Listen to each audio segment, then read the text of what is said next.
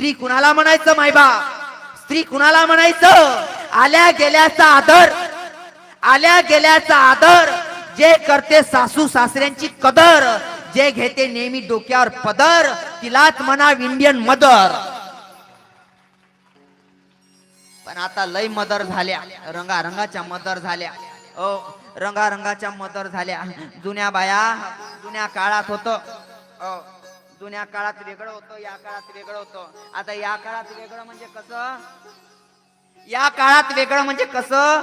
आता पहिलं पोराचे कपडे घालायचे होते ते रात्रीचे काय घालते जी? काय म्हणते त्याले? नाही नाईटी, नाईटी, 90 नाईट पॅन्ट.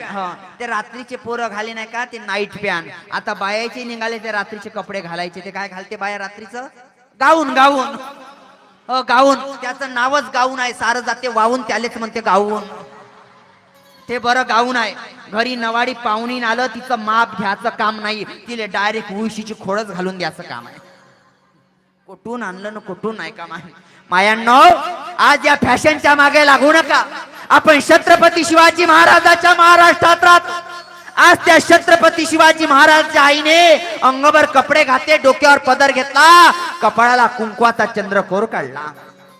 ज्या स्त्रीला शिक्षणाचा पाया निर्माण करून दिला अशी आमची सावित्रीबाई फुले, तिने सुद्धा डोक्यावर पदर घेतला, आपल्या कपाळाला कुंकू लावलं. आणि हेच कुंकू माय बाप 14 वर्ष वनामध्ये असताना माझी सीता माता, 14 वर्ष वनामध्ये असताना माझी सीता माता आपल्या भांगामध्ये सेंदूर भरत होत्या, कपाळाला कुंकू लावत होत्या. त्यावेळेस हनुमंतराय तेथे प्रस्तुत झाले. मातेला प्रश्न करतात, माता आपल्या भांगामध्ये सेंदूर आणि कपाळाला कुंकू लावल्याने काय होतं ग माते? बघा किती गोड उत्तर दिलं माझ्या सीता मातेने हनुमंतरायला.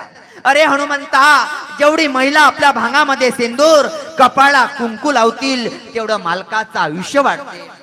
हनुमंतरला वाटलं एवढ्या कुंकवानी आणि एवढ्या जर शेंदुरानी माझ्या प्रभू रामचंद्राचं आयुष्य वाढत असेल तर मी माझ्या अख्खं अंगभर शेंदूर लावून घेतो.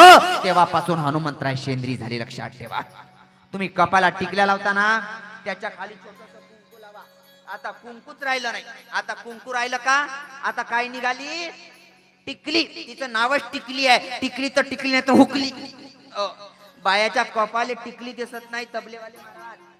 बायाच्या कपाले नवरा दिसत नाही. नवरे कुठं चिकटून ठेवले आहे ना बाथरूमच्या भिंतीले. काढला नवरा का चिकटवला बाथरूमच्या भिंतीले. काढला नवरा का चिकटवला त्या बाथरूमच्या भिंतीले. काढला नवरा का चिकटवला त्या कपाटाच्या आळशाला. काढला नवरा का चिकटवला त्या ड्रेसिंगच्या आळशाला. तुम्ही का पाहता रे पोट्टेवा? तुमच्या बायका आल्या म्हणजे तुम्हाला संडाच्या शिटली चिकटवणार आहे. काळच बदलत चालला ना रे. काळच बदलत चालला. पोरं म्हणते पिंकी तू बिलकुल साडी घालत नको जाऊ. मग काय घालत जा? आम्ही फॅशन सारखं वागायला लागलो. आम्ही फॅशन सारखं वागायला लागलो. दादा विनोदाचा भाग नाही रे. आपण या महाराष्ट्रात राहतो. महाराष्ट्र पवित्र संताची भूमी आहे दादा. आज ज्ञानोबा तुकोबारासारखे, नामदेव महाराजासारखे, निळोबारासारखे संत जगनाडे महाराजासारखे, सावता माळ्यासारखे संत जन्माला आले दादा. आणि या भूमीमध्ये आपण राहतो आणि फॅशन सारखं वागतो दादा.